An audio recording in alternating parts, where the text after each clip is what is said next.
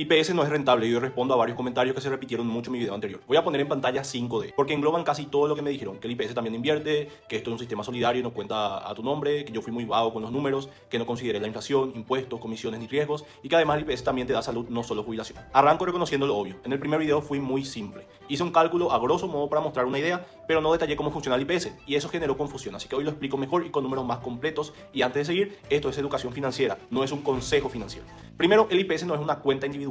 Vos no ahorrás para vos. Es un seguro social y un sistema de reparto. Lo que entra hoy en gran parte se usa para pagar jubilaciones actuales y financiar salud. Y además del aporte total, no todo queda dentro del IPS. El aporte obrero patronal es del 25,5% del salario, pero de ese total hay un 2,5% patronal que se deriva a otras instituciones. Y el IPS le queda aproximadamente 23% para repartir internamente. Y sobre esa base se asigna el 12,5% a jubilaciones y pensiones y el 9% a salud y el resto a administración. Traducido en castellano, de lo que aporta una persona, solo alrededor del 54% de lo que queda en IPS termina yendo al fondo jubilatorio, porque el resto financia salud y administración.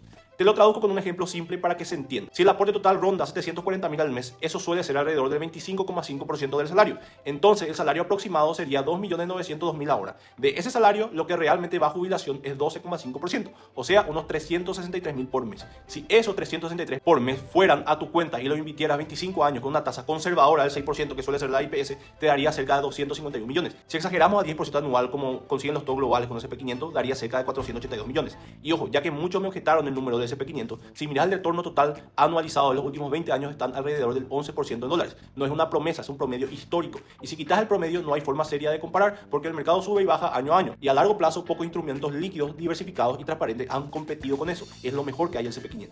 Y ahora viene la pregunta clave. Si querés pagarte un sueldo parecido al que tenías, 251 millones, te duran unos 7 años nada más. Y 482 millones, donde ya exageré la rentabilidad, unos 14 años aproximado. Y si vivís 25 o 30 años jubilado, los otros 11 o 23 años, ¿de dónde salen? Sale del sistema, o sea, de los aportes de los trabajadores activos. Por eso este modelo necesita sí o sí una base grande de aportantes. Y acá va otro número que casi nadie calcula. Si un jubilado cobra, por ejemplo, 70% de un salario y la parte que financia jubilación es 12,5% por trabajador, necesitas aproximadamente 70 sobre 12,5, o sea, cerca de 5,6 trabajadores aportando solo para sostener a un jubilado, sin contar salud. Si la tasa de reemplazo se acerca más al 80%, necesitas cerca de 6,4 trabajadores. Como además una parte grande de aporte va a salud, la presión real sobre lo previsional es mayor. De hecho, esto no lo digo yo, el diario Última Hora publicó que el IPS tiene cerca de 10 cotizantes por cada jubilado y remarca que como el IPS también presta salud, de todos los aportes solo alrededor del 54% se destina a fondo de jubilación y que la necesidad mínima de cotizantes por jubilado se duplica en la práctica. Y por otro lado, el propio portal de IPS llegó a citar que la relación activo-jubilado por vejez del IPS era del 15:1 en un corte. 15:1, escuchaste bien. O sea, aún en un escenario donde hoy la relación parezca buena, el sistema depende de que eso no se deteriore.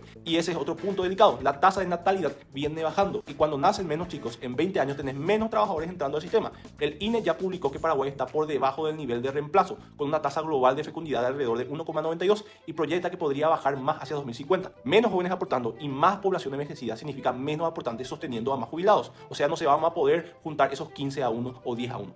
Ahí aparecen los ajustes típicos: subir aportes, subir edad, bajar beneficios o cubrir déficit con plata pública de tus impuestos. Ahora, sobre lo que me dicen, pero el IPS también invierte y rinde. Sí, invierte, pero dos cosas. Primero, no invierte el 25,5% completo para vos, porque una parte ni siquiera queda dentro del IPS y de lo que queda una parte grande va a salud. Segundo, aunque el fondo rinda, ese rendimiento no se acredita a una cuenta individual tuya, porque el compromiso del sistema es pagar prestaciones y salud hoy y mañana. Y eso depende de la relación de aportantes, beneficiarios y de decisiones políticas. No es lo mismo que vos inviertas en tu nombre, con tu propiedad, tus reglas y tu transparencia, o con un fondo soberano como el de Noruega o Alaska.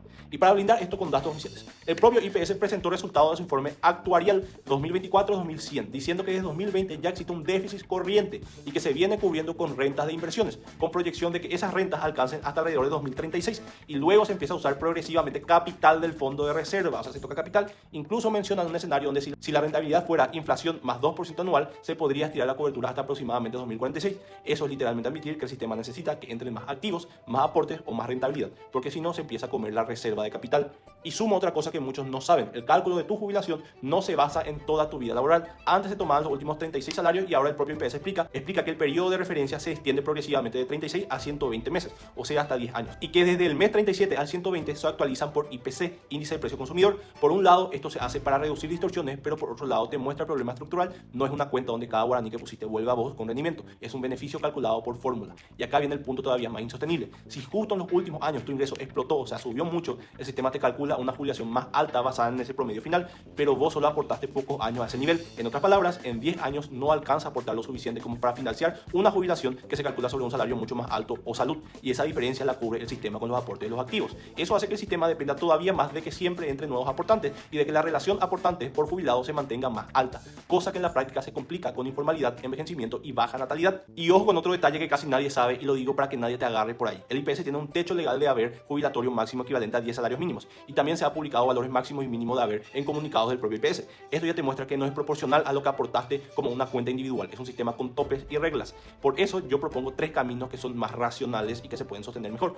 Uno, el modelo de Noruega, un fondo soberano con reglas duras donde no se vive comiéndose el capital. Por regla fiscal se procura gastar solo una parte del rendimiento esperado del fondo, alrededor del 3% anual del rendimiento, y no tocar el capital, para que sea sostenible por generaciones. Por eso funciona mejor, porque tiene disciplina, transparencia y reglas que impiden que se lo coman políticamente, que en Paraguay eso no existe.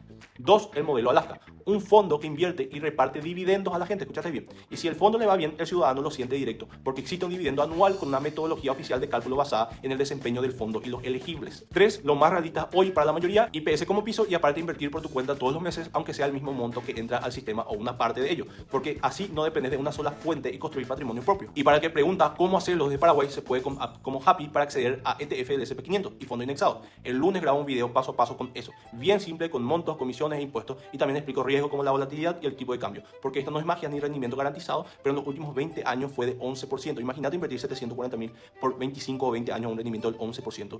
Es increíble. Cierro con esto. El IPS no es magia ni una cuenta personal. Es un seguro social que mezcla salud y jubilación. Y eso tiene valor. Pero como herramienta de jubilación, si vos querés libertad y previsibilidad, depender solo del IPS es aportar tu futuro a que la demografía, la natalidad y la política siempre te favorezcan. Y esa es una apuesta que yo no haría.